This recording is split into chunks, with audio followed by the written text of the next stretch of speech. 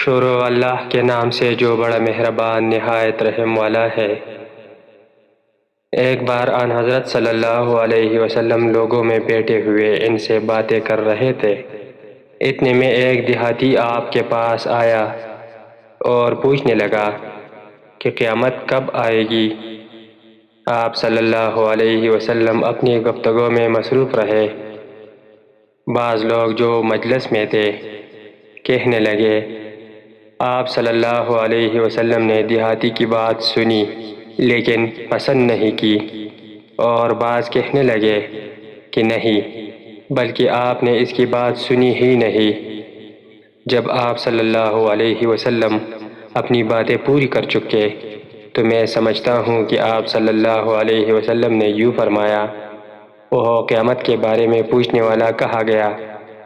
اس دیہاتی نے کہا، حضور میں موجود ہوں۔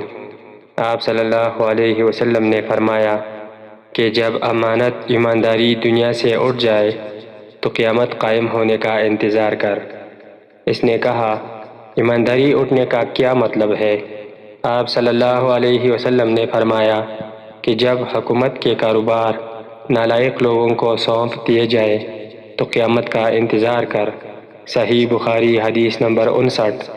عبداللہ بن عمر نے کہا کہ ایک سفر میں جو ہم نے کیا تھا، آن حضرت صلی اللہ علیہ وسلم ہم سے پیچھے رہ گئے اور آپ صلی اللہ علیہ وسلم ہم سے اس وقت ملے جب عصر کی نماز کا وقت آن پہنچا تھا۔ ہم جلدی جلدی وضو کر رہے تھے، پس پاؤں کو خوب دھونے کے بدل ہم یوں ہی سا دھو رہے تھے۔ یہ حال دیکھ کر آپ صلی اللہ علیہ وسلم نے بلند آواز سے پکارا، دیکھو ایڑیوں کی خرابی دوزخ سے ہونے والی ہے۔ 2 یا 3 بار آپ صلی اللہ علیہ وسلم نے یوں ہی بلند آواز سے فرمایا۔ صحیح بخاری حدیث نمبر 60۔ ان حضرت صلی اللہ علیہ وسلم نے فرمایا، درختوں میں ایک درخت ایسا ہے کہ اس کے پتے نہیں جھڑتے، اور مسلمان کی مثال اسی درخت کی سی ہے۔ بتاؤ وہ کون سا درخت ہے؟ یہ سن کر لوگوں کا خیال جنگل کے درختوں کی طرف دوڑا۔ عبداللہ رضی اللہ تعالیٰ عنہ نے کہا، میرے دل میں آیا کہ وہ کھجور کا درخت ہے، مگر میں اپنی کمسنی کی شرم سے نہ بولا۔ آخر صحابہ رضی اللہ عنہم نے ان حضرت صلی اللہ علیہ وسلم ہی سے پوچھا کہ وہ کون سا درخت ہے۔ آپ صلی اللہ علیہ وسلم نے فرمایا، وہ کھجور کا درخت ہے۔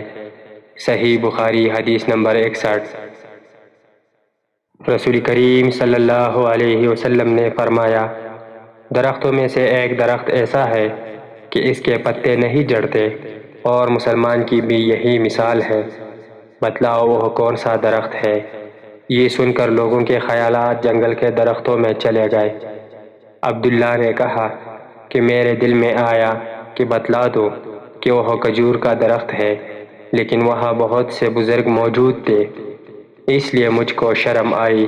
آخر صحابہ نے عرض کیا، یا رسول اللہ صلی اللہ علیہ وسلم، آپ صلی اللہ علیہ وسلم ہی بیان فرما دیجئے۔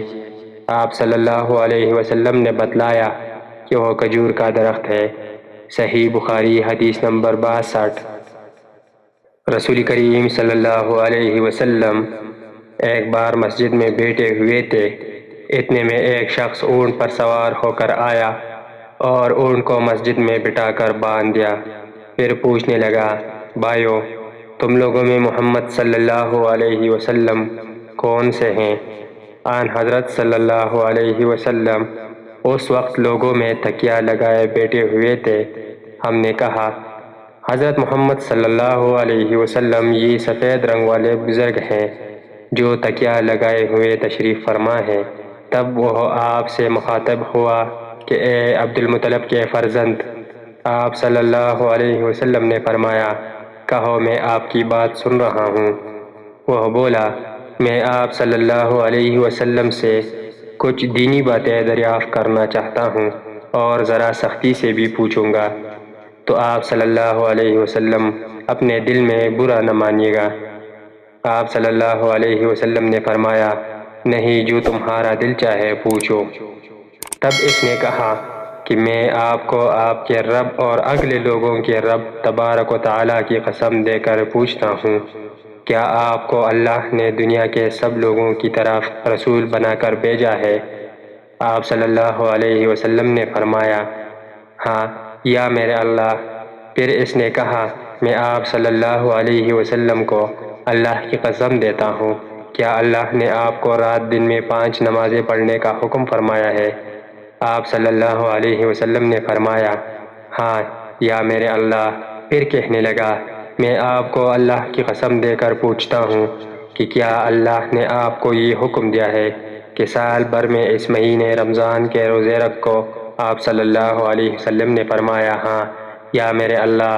پھر کہنے لگا، میں آپ صلی اللہ علیہ وسلم کو اللہ کی قسم دے کر پوچھتا ہوں کہ کیا اللہ نے آپ کو یہ حکم دیا ہے کہ آپ ہم میں سے جو مالدار لوگ ہیں ان سے زکوٰۃ وصول کر کے ہمارے محتاجوں میں بانٹ دیا کرے؟ آن حضرت صلی اللہ علیہ وسلم نے فرمایا، ہاں یا میرے اللہ۔ تب وہ شخص کہنے لگا، جو حکم آپ صلی اللہ علیہ وسلم کے پاس سے لائے ہیں میں ان پر ایمان لایا، اور میں اپنی قوم کے لوگوں کا جو یہاں نہیں آئے ہیں بھیجا ہوا تحقیقی حال کے لیے آیا ہوں۔ صحیح بخاری حدیث نمبر 63۔